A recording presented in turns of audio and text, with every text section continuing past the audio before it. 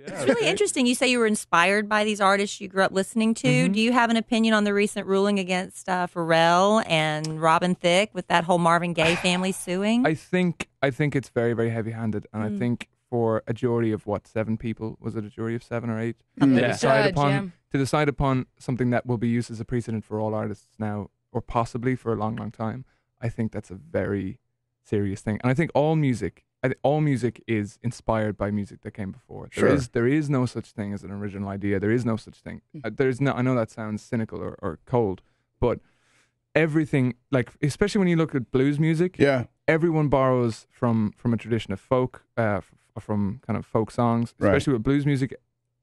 Everything develops from something beforehand, and I think that has to be taken into consideration. Yeah, sure the very first song was. Yeah, I'm sure it kind of had you sitting there as... Happy birthday, I'm sure.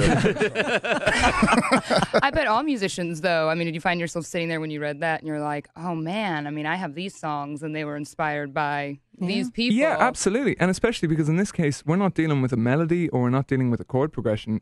It's based on what has been quoted as just a feel. And I think it's got the same feel. That's what they said. What does that mean? And I think that's a very, very loose term to be dealing with such a serious lawsuit. I think that's right.